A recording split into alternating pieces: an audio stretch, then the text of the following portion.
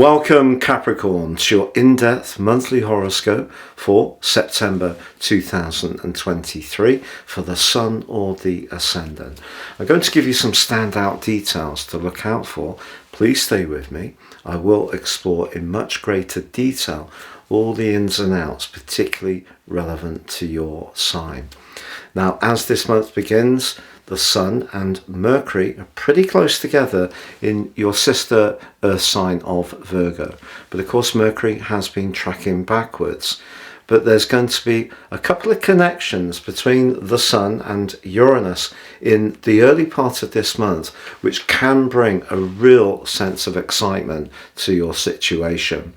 Also, Mars, the planet of passion, the planet of impulse and desire, is beautifully placed at the start of this month for you to raise your profile. But it is afflicted initially by your ruler Saturn in week 1, so I just need to explore that with you. Now, as this month goes on, Mercury does go direct in the middle of the month, but there's also a stunning new moon, which is very, very exciting. But Venus ends a retrograde and Jupiter begins one. What does that mean? And then on the 25th, we have the autumnal equinox. So lots to share with you. Please stay with me for more. I'd just like to share with you a very special opportunity. Year 2023 is speeding by, and year 24 racing towards us. If you order your year 2024 personal horoscope forecast now, based on your unique birth data, I'll provide for you the rest of year 2023 free of charge, but also my special package of 30% off. You'll get your character analysis report, your life roadmap, which will give you searing insights of the patterns that have played out so far, but also help you to get a much more intimate understanding of how to work with these energies. Please see the link below for more. And also, I'd just like to flag up to you that underneath this video, you can see your year 2024 free zodiac horoscope video forecast. So Capricorn, let's first look at the position of Mars. Mars in the 10th house is really good for you because Mars in your sign is exalted and your sign is the 10th house. The reason Mars gets your energy is because Mars is about drive, and the sign of Capricorn is the culmination sign. It's where all our efforts and hard work and discipline result in something quite substantive, usually in terms of our job, where we live, our public standing. It can be to do with status. So Mars in your 10th house gives you an opportunity to be more self-confident about asserting to others what you have to say. So it gives you more gravitas. But it is challenged initially by Saturn. Saturn's in your 3rd house. So 3rd house is everyday communication. So it could be that when you're interacting with neighbours, or perhaps even with your colleagues, you may just have to be quite cute about the way you express your message. Now, of course, with Mercury retrograde since the 23rd of August, misunderstandings are entirely possible, but it was actually starting to slow down from the 4th of August. And for you, Mercury is in the part of your situation to do with expansion. So something that might have been to do with a holiday, vacation, some kind of expedition, higher education, knowledge, a contract, may have got a little bit tangled as August came to a close. So what's the implication as we come into this new month? Well, Mars is giving you lots of desire to be heard, but what you're wanting from the Virgo energy is to get to the truth of a situation. The 9th house desires independence and adventure, but it is driven, motivated by a higher purpose. So if there has been some misunderstandings, the role of Uranus, the disruptor planet is actually very positive. It links in to Mercury, and it could mean that a very authentic conversation plays out in the first few days of this month. By the 4th, Venus, which has been tracking backwards for 42 days in your sector of intimacy, shared finances, and even business resources, goes forward. So I think that is a really good thing. Unfortunately, on the same day, Jupiter goes retrograde, so the two planets of fortune reverse direction. Jupiter goes retrograde right through to the end of the year, ending the rewind on the 31st. It's incredible how synergetic that is in terms of the shape of this year. So Jupiter and Uranus are in your 5th house of personal expression, sociability. And I think that Uranus is linked to Mercury at the start of this month, to the new moon at the middle of the month, and again to Mercury at the end of the month, is all entirely positive. So what about Jupiter slowing down from the 4th? Well, the 5th house is also about speculation. Can be about social life, can be about children, can be about where we showcase our talents, but Jupiter in Taurus is much more realistic.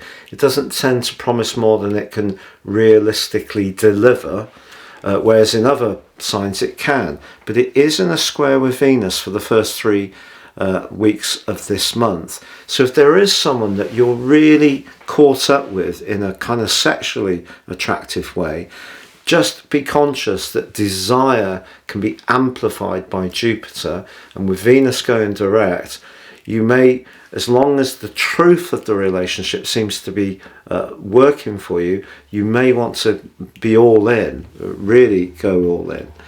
So just be aware of where you invest your enthusiasms, essentially with Jupiter retrograde. But on the 6th, there's a really notable event, and that sees Mercury sitting in the disk of the Sun exactly. So as we see it from Earth, it's an inferior conjunction. So Mercury, because it's retrograde, is this side of the Sun. But what it does is your ability to think in a very acute and very shrewd way is really turned up to max. So if somebody is playing a few games or not being very clear, even though Mercury is retrograde, I think you can cut through to what is really key. So that could be very, very exciting.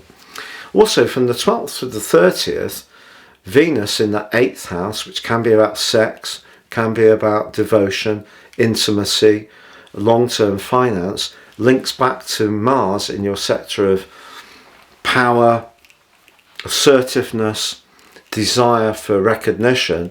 They link together brilliantly right through to the end of the month. So if you are wanting to make a breakthrough in terms of your career, and you're particularly able to move, travel, be open to training, very flexible in your approach, there's loads to go for, despite the fact that Jupiter, the planet that rules the 9th house, is going retrograde from the 4th. So I think your world can open out a lot, and that's going to be emphasized more from the 15th when Mercury goes direct. The new moon occurs in Virgo but links to Uranus, so again more excitement. So even if you're someone who tends to be a little bit closer to the archetype of Capricorn, of being quite cautious, quite protective in your approach, wanting to stick with what you know most of all rather than being more exploratory and a bit more risk-taking, there's lots in this month that's really urging you to be a bit more risky. I don't mean taking unprepared risks. I think one of the great strengths you have is that you can analyse things in a very thorough, step-by-step way that helps you to shake out what the facts of a situation are. Then, once you've calculated the odds, done your due diligence, I think you could make a very dynamic move this month, which really can bring a lot of excitement and freshness to your world. This is going to be underlined from the 18th through to the 23rd. Things can really shift for you in a big way. Very exciting as the Sun angles to Pluto in a trine. That can be really great, particularly on the 21st. Then on the 25th, the Sun joins up with Mars in your 10th house with the autumnal equinox. This also, like Mars at the start of the month, forges a tense angle to your ruler, however. So if you're wanting to talk to someone in a position of influence, gain greater recognition, gain greater traction, you need to choose your words carefully. The full moon that occurs on the 29th is in a very sensitive location, your 4th house. Just as you're going for the golden prize, there may be something that calls out for it calls out for you. Maybe it's to support elderly parents, maybe it's younger children, maybe it's the domestic world somehow could deflect you from your ambitions. But also on the 29th, Venus forges an exact square with Uranus.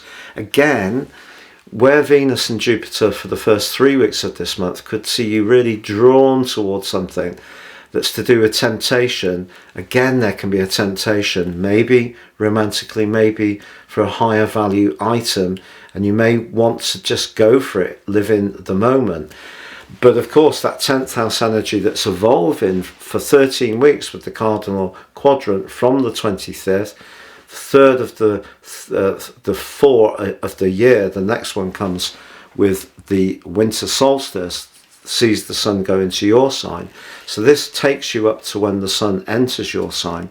This is about balance, of course, because it's Libra. It's about fairness and relating. But for you, you need those things in your world role. You want to feel recognized. So it could be that someone close to you doesn't necessarily want you to go for something that's important to you, or something about your property situation or the cost of living could inhibit you a little bit. But Mercury then ends its post-retrograde shadow on the last day. We also have Pluto in your sign forging a T-square with the North and South node for the whole of the month. The implication of that, again, is trying to balance your needs your power needs as an individual with how you're seen in terms of the South node, your worldly role, but how you're felt and how people recognize your emotional needs, the 4th house. Some Capricorn people have been saying to me on YouTube particularly that the last few years since 2008 has been truly brutal. If you do have more than just the sun in Capricorn, I can really relate to that, because obviously Pluto goes backwards and forwards. It moves very slowly. So every time it goes into its 4.5 month retrograde each year, it's then rotating back over that same place. And of course, Pluto can reveal things that are not easy to look at, or other planetary angles, such as Saturn can square up to that position. Really not necessarily very easy at all. But I think what the nodal axis is saying is, where do you really want to go in terms of your emotional world, and where do you need to feel recognized in terms of your professional world? Because that's going to be a lot of the story of 2024. You need to feel heard. That's an entirely understandable thing. But this month is very dramatic, very exciting. And it's just actually pushing yourself outside your comfort zone. And even if not everything goes exactly to plan, the one thing I absolutely guarantee you is that this month will not be dull. It's been a real pleasure being with you, Capricorn. Thank you so much for joining me. Please like, comment, share, or subscribe.